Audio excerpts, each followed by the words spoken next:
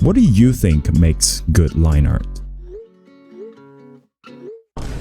Okay, but what if I told you your lines can follow none of those rules and yet still be very successful? So in this video, I'm going to show you what really matters in line art by studying these three groups of artists with very different line styles. The first two artists we're going to study is Lack and Lamb, which has a very standard manga style lines. You know, with the fancy line weights, smooth curves, and all that jazz. I'll get into how the other artists break these rules in a minute, but first we have to learn what are the rules in order to smash them later on. The way I see it, line art helps determining 1. The silhouette for objects, and 2. Representing light and shadow. As you can see, both Lamb and Lack clearly show that understanding very well in their drawings. In these examples, the light sources are positioned here respectively. The lines are thinner when they are facing the light source and transition to being thicker as it goes into the shadows. Also, in most cases, the lines of the silhouette will also be slightly thicker overall, like here on the outline of the face compared to the facial features themselves. This is called the hierarchy of lines. Here's an example I drew without the hierarchy and one with it. The outer lines function as an outline to the silhouette, so they should almost always be thicker to better emphasize whatever shape you're trying to draw. It's useful to have that dynamic line weight here to very smoothly show that transition from light to shadow in one stroke. But for the inner lines, it's better to use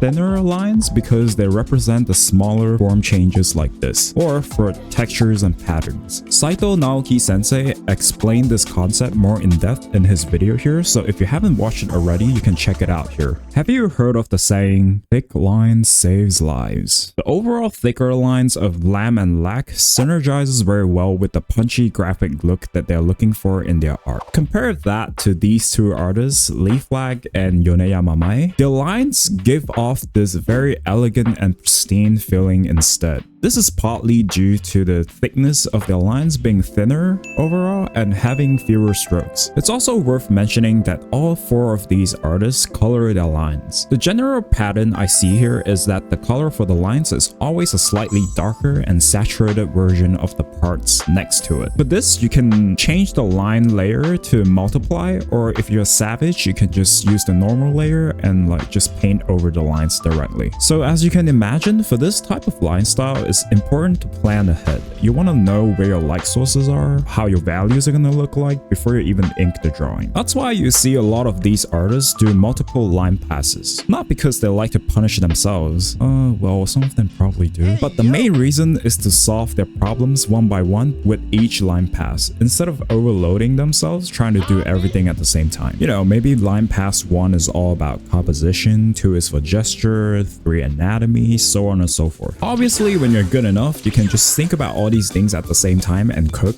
but unfortunately for us peasants, drawing the same thing multiple times might just be our best bet. Now, enough with the standard stuff. You're here for the juicy stuff because you're sick of that standard line style. Some crazy difference from the last one, yeah? These two artists are known for having a very scratchy line style. We were taught that this is not okay, like technically they should go to art jail for this. But yet somehow, what are these masterpieces? Okay, I know this is a little controversial because there are some people who complain about Jujutsu Kaisen's bad art quality, but come on now, these are so cool. Gege's line work is a little messy at times, but this works very well with the high-paced action in Jujutsu Kaisen. The art feels more dynamic and gives the illusion that the characters are actually moving, especially for the hair, since it's a flowing object. Although, he really be pushing the limits of how messy the lines can be in some of these panels. Also, because this is a shonen manga, having strong light weight variation here works very well for that punchy and dynamic effect. Lots of straight and angular lines are being used here for representing speed and power. There's a surprisingly lack of screen tones being used here for the shading, unlike a lot of other manga artists. Gege instead opts for using hatching for the shading in a lot of cases. Maybe he hates using screen tones? But anyways, this kind of contributes to the scratchiness of his drawings. Remember the whole thing about inner lines being thinner? This is especially true in Gege's drawings. He likes to use thick and heavy line weight on the outline of his characters and very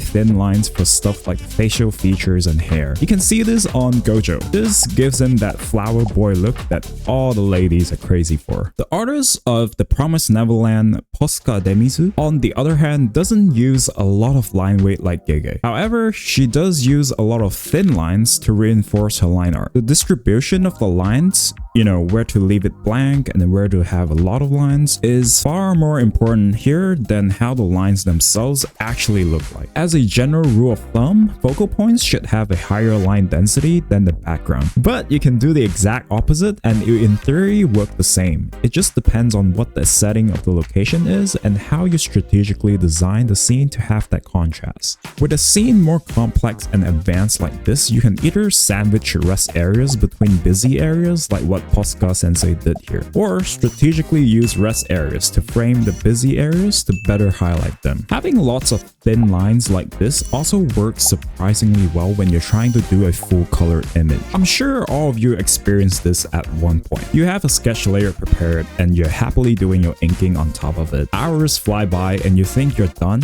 feeling pretty proud of yourself. You turn off the sketch layer to look at the masterpiece you produce, and here, Posca Sensei tackles that problem with just going ham with the lines rather than having the pressure to do it really cleanly and define the shapes accurately with one line. It's a unique solution and a counterintuitive one for sure. But you see, this contributes to the scratchiness style that we talked about. At the end of the day, confidence is the key, my friends. Now, if we continue down this rabbit hole and completely take away line weight, this would happen. That's something that the two of these artists have in common, or don't have. They all look very graphical and simplistic because of the lack of variation in line weight. There are almost no intent for light and shadow in the lines here, and they're purely there just for outlining the silhouette. It sort of adds that cutesy and comfy vibe to their art and makes it look like more of a doodle rather than something that's very polished and finished. I also find that the lines for this sort of style are always thicker than usual, like in these examples here. Just how I like it. In Magu Sensei's art, the lines are very smoothed out, so it helps to have the stabilizer cranked up to the max here. As you can see, line weight doesn't matter. Well,